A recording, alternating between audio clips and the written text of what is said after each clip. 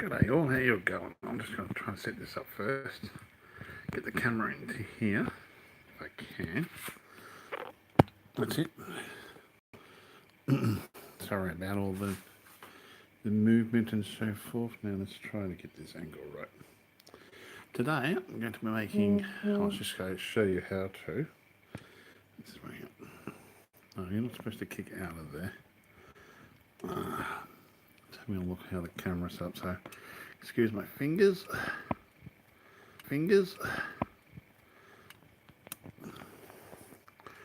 Best time to get that in there, isn't it? So let's just try to get the angle right if I can. No, it's not that one then, it's this one. It's been a while since we've been playing around with this. That's better. Now, all I'm going to do is reverse the camera around. And that's it there. Now I'll tilt this down a bit further.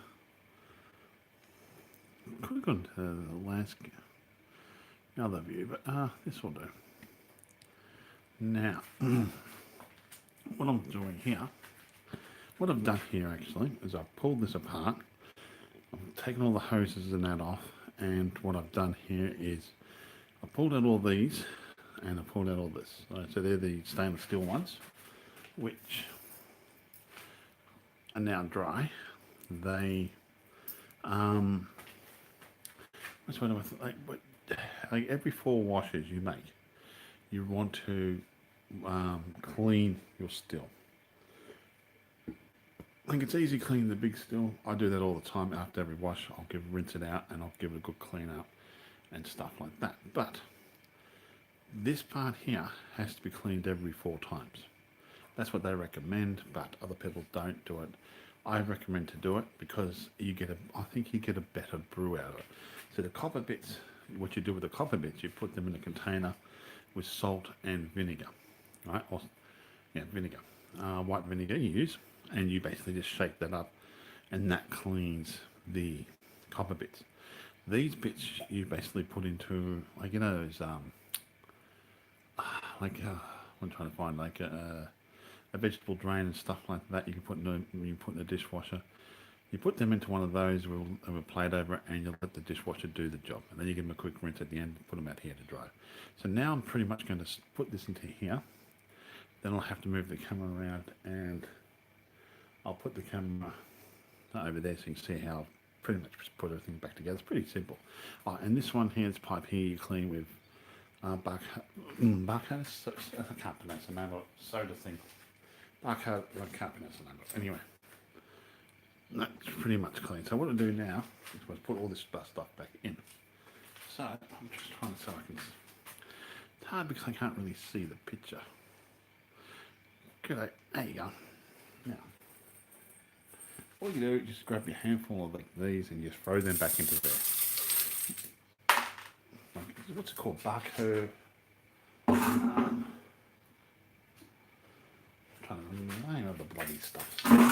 It's something, yeah. So I'm trying to do this on camera. I'm hoping that's picking it up on camera. And what you do is every couple of handfuls, you want to give it a good tap. Because this, you want to fill this up. Now this is double the amount of copper than you normally have. Like I've got the original copper pieces I've put in here, but I've also bought another bag of copper. And I've got fresh copper in here. So you basically just do that. You really want to compact this down. Now I found when I first bought it, it didn't have enough copper in there to cover the area it needs to cover. That's why I bought extra. And I've cleaned it all. It's I can't pronounce the name of it. Oh. Yeah, there is videos on how to clean this and how to do all that online. So you can just type it in online and you can see how people used to do it, or how they did it, the original people. And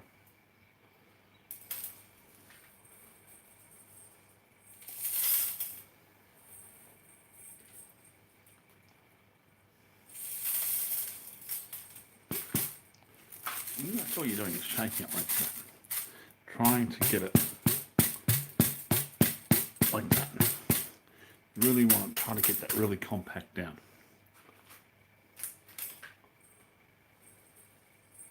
And you want to do it after every 4 washes.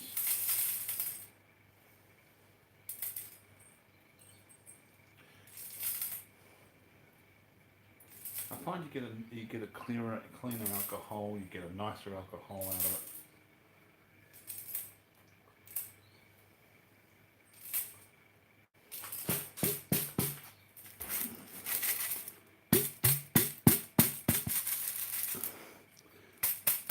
Now, here comes the fun part. Now I'm going to put all the other bits into there. I don't know if you can, don't think you'll be able to see in there, but that's okay. I'm going to torch it for me, so. The next part's pretty simple, same principle.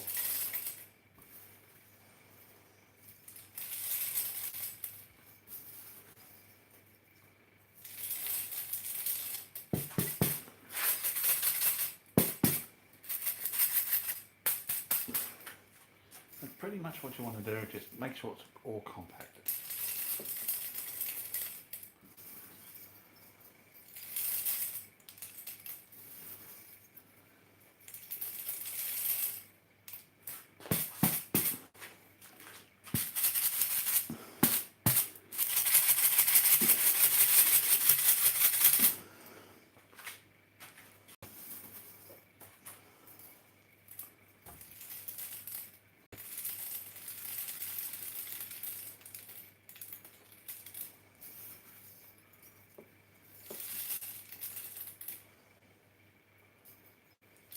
This will take a little bit, but it's worth the effort, though, I find. Cleaning this and doing this. Right, making sure that you get it all full and compacted down. It's also worth cleaning the things so you don't get anything bad in the future.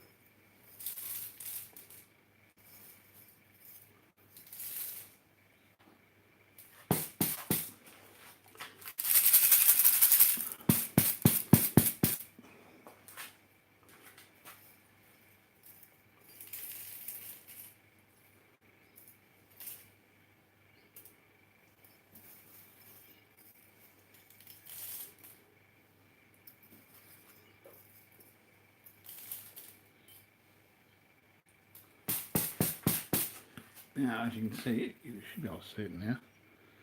Getting full.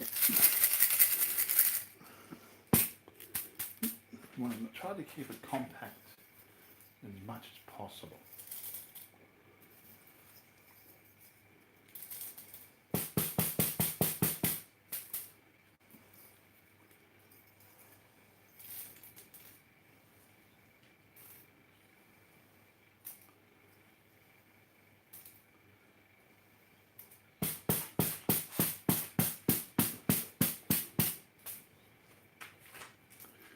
See, I'm extremely happy with that now.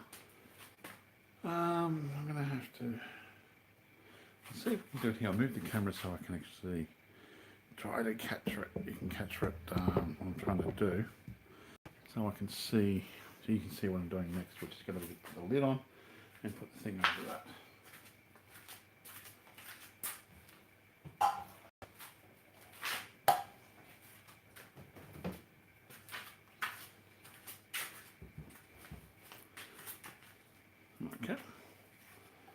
simple.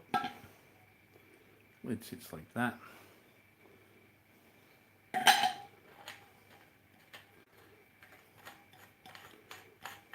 You do this up. Try to keep it flat as possible. Tighten up a bit by hand. Then you just get this.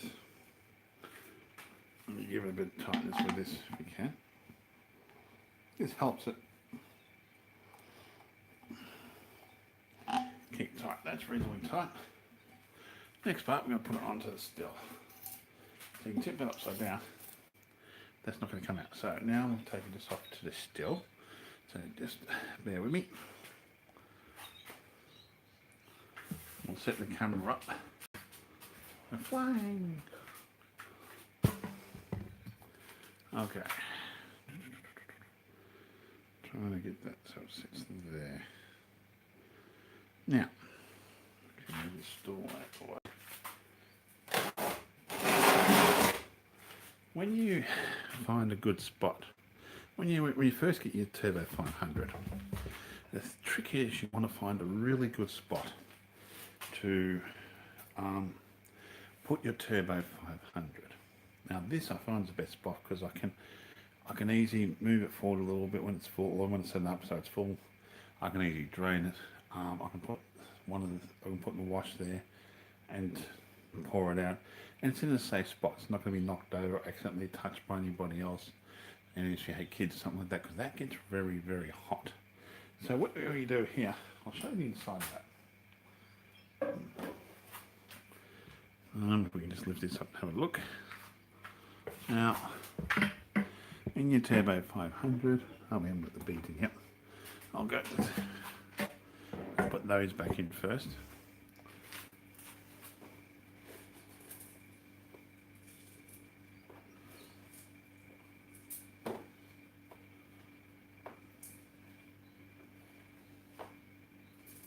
Now, you get these ceramic beads. Now, the sole purpose of these beads is to help it stop it. So when you get a bubbling effect, it helps the surge. When the bubble comes up, and you're boiling it, hot boils and goes down, stuff like this helps that. It controls the surge of the bubbles. So you just throw them in there.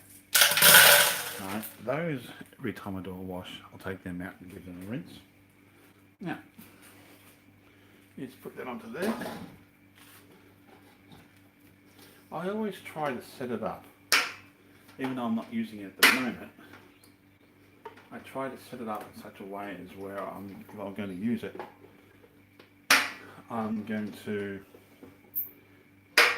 it's going to be set up exactly how I want to use it. So now all you do with this one, I'll just turn this around, that's what I'm doing. This pipe is the outward flow pipe. Now, the water goes into here. You can see this. Can you see that or not? I can just lift that up a bit. Why won't you lift up? Okay, just stay there for a second. Let's lift this camera up a bit.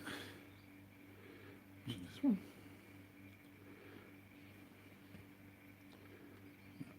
Okay. So you can see what I'm doing here. Now, there's a couple of things I'm doing here, right? I want to hook this up to this pipe because that's the outward flow. Temperature gauge goes into here and plugs to there. That only goes on. That goes on. You turn the temperature on when you first turn your still on, I find. That way down and keep an eye on it. When the temperature gets to 30, that's when I'll turn the tap on outside. And then I get the flow regulator, which is that thing there. It's like a toilet. The only way to describe it is like a toilet. Basically, you're getting water from the outside, which is from on the hoses. Comes into here, goes straight up here, and then cools this and comes out of here. Right? Well, cools this area actually, I think it does to start with, and it helps cool this area too. So when the vapors come up, they condense, they come back out, and they come out into this pipe here. That's what that does. So what we do is just basically put this on. That's it. That's on. Now, the next pipe, this one. See this pipe here? This one goes to there. make sure it's hard up against there and there. Now you shouldn't need anything to clamp this one here. The reason why is because you shouldn't have anything blocking your hose where the water's going. You shouldn't have a backward flow. If you do have that, then you have a problem somewhere. You want to quickly fix it up as fast as possible. Like I tried to put it into a bucket and end up having a backward flow, which caused problems with it. The bucket didn't work because if you're trying to recycle the water like I was trying to do, the bucket got too full pretty much. I needed a much bigger container, and then I figure out where I'm going to put it, and hope to God I can sort of like maybe even recycle that water. That's another idea, but then I've got the pump for it, so I don't have to worry about pumps. It's just a matter of having the water there. So let's continue on. This one you do want to you want something to hold this one because you don't want this to come off.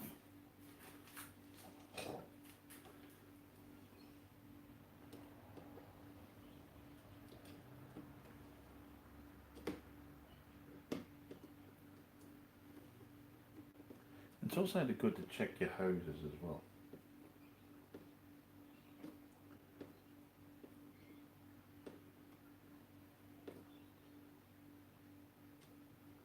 Tighten that, I won't come off. And the last one, this one.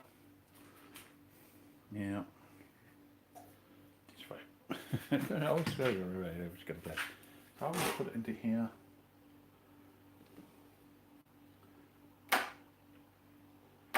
It. And this one here, all you do is just lift this up. I store it up like that. I'll show you that. I'll lift that up to there and put that to there. The last thing I'll put on is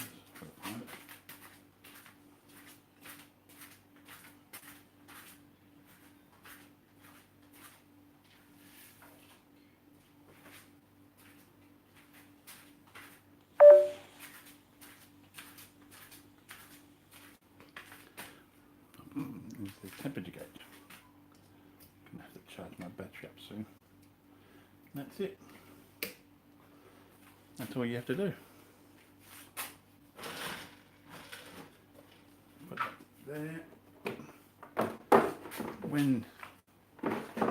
When you have it still set up like this, you've got your Washington there and it's ready to go on. That you don't have to touch pretty much. And occasionally you might have to touch, depends on the temperature, the ambient temperature and all that. But other than that, it's yeah, that's pretty much simple, done and dusted. You only clean this part and take them all out, and you clean all that after every 4 washes. You check the hoses, make sure the hoses have no leaks or cracks in them. If they do, you can just trim it down and put it actually, just make the hose smaller. As I said before, the water comes in, goes into the regulator, comes out, controls the water pressure, which is fantastic because we live off tank water, and if you flush the toilet, it's going to change the water pressure. And even if you've got a good water pressure, you really want something like this because you can perfectly control the amount of water going through here, so you can get that temperature and so it's perfect. So you can say, okay, you finding like it's 50, say 57 or 58, that you're 59, that you might find your temperature of the alcohol coming out is the best you get every single time. Then you want to have something that you can do that every single time, no matter what happens outside. But anyway, that's enough of that. Let me know what you think about the video. But that's how simple it is. Now this other wire, this one here goes out, the hot water goes out straight into the garden, out in the front of the garden, so I'm not wasting any water. It's not going down the drain, it's not going to sink. And all the liquid from this goes into the compost bins when I finish with it. When you let it cool down for a night and a day, the next day it should be cool enough to take it out and to throw it in the compost bin. Anyway, my name is Wilfred West from Lochsport, Victoria, Australia, signing off. Thank you again for watching my videos, and all comments are welcome. You all have a great day now, everyone.